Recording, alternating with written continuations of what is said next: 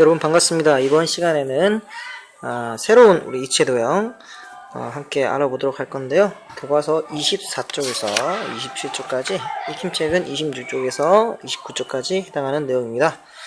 자, 먼저 다음의 그림을 보면서 자, 5가지 도형들이 나와 있는데요. 이걸 가지고 우리가 구분을 한번 해 볼 수 있도록 하려고 합니다.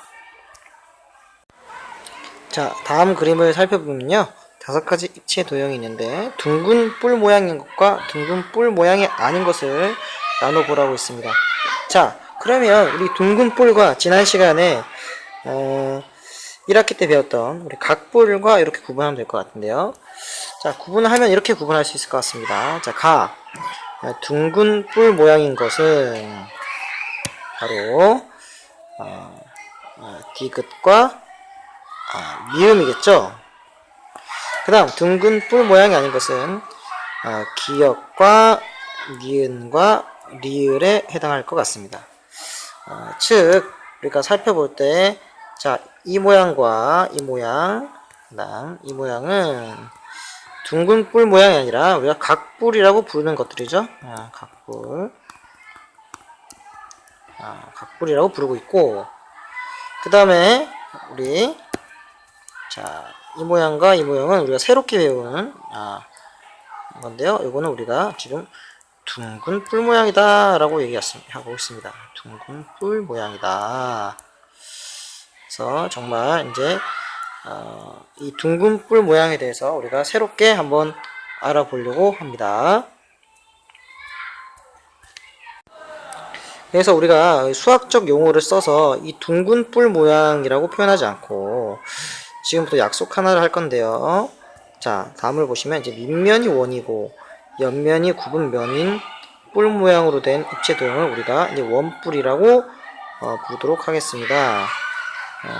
그래서 다음 그림을 보면서 자, 이 원뿔이라고 하는 것, 자, 어떤 것인지 한번 살펴보도록 할 텐데, 우리가 아까 약속에서 봤듯이 일단은 밑면이 원이어야 합니다. 그래서 밑면이 원인 것을 찾아보니까 이 다음 세 개에 해당하는 것이죠. 그래서 가는 밑면이 원이 아니기 때문에 원뿔이라고 할 수 없고요.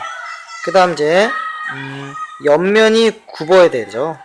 옆면이 굽은 모양을 찾아보면 나와 다라 모두 옆면이 굽어 있는 모양이 맞습니다. 그런데 이제 뿔 모양이어야 하기 때문에 자, 뿔 모양에 해당되는 것은 일단은 다는 우리가 원 기둥이니까 아니고 라도 뿔 모양이라고 하기엔 부족하죠. 그래서 자, 밑면이 원이면서 옆면이 굽은 면인 뿔 모양의 입체 도형은 나가 맞습니다. 그래서 나를 우리가 원뿔 이렇게 부를 수가 있겠죠. 이번에는 원뿔의 구성 요소에 대해서 한번 알아보도록 하겠습니다. 자, 우리가 원뿔의 기본적인 형태, 이런 모양을 띄는데요. 바로 밑면이 원이고, 그죠? 옆면이 굽은 면인 뿔 모양, 즉 이렇게 뾰족한 부분이 있어야 되겠죠. 자, 이런 뿔 모양을 띈 입체 도형을 우리가 원뿔이라고 부른다고 했습니다. 자, 이번에는 원뿔의 구성 요소인데요. 먼저 지금 뿔의 반대쪽에 있는 면가, 즉 이렇게 노란색으로 된 부분, 이 면가와 옆을 둘러싸고 있는 이 면을 어떻게 부르면 좋을까요? 그렇죠. 우리가 이 면가는 원기둥에서도 마찬가지였지만 민면이라고 부르면 좋을 것 같고, 그 다음 옆을 둘러싸고 있는 면나는 어떻게 부르냐면 면나는 옆면이라고 부르면 좋겠죠. 왜냐면 옆을 둘러싸고 있기 때문에 옆면이라고 부르면 좋겠습니다. 그 다음에 자, 원뿔의 뾰족한 점, 자, 이 다죠. 이 다에 해당하는 것은 어떻게 부르면 좋을까요? 우리 1학기 때 각뿔에서는 이것을 각뿔의 꼭지점이라 불렀으니까 우리는 이것을 달을 원뿔의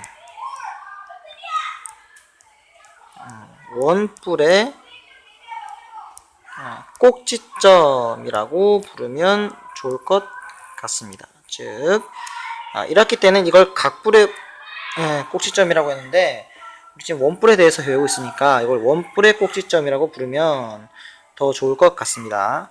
자, 그 다음 이제 라와 마가 남아있는데요.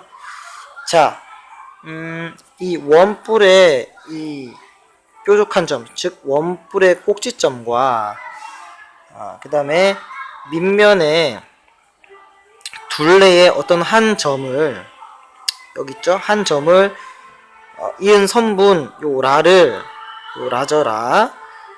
어떻게 부르면 좋을까?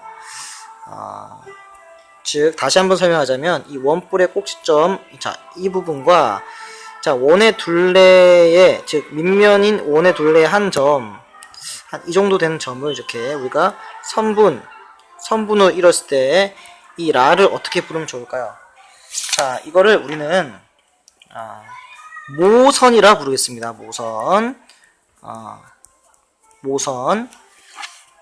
모선이라고 보도록 하겠습니다. 그 다음에 남아있는 것이 바로 마인데요. 마는 이 원뿔의 꼭지점에서 밑면에 수직으로 내린 이 선분의 길이를 우리는 여러분들 우리 각뿔에서도 했듯이 이 마를요 원뿔의 높이라고 부르면 될 것 같습니다.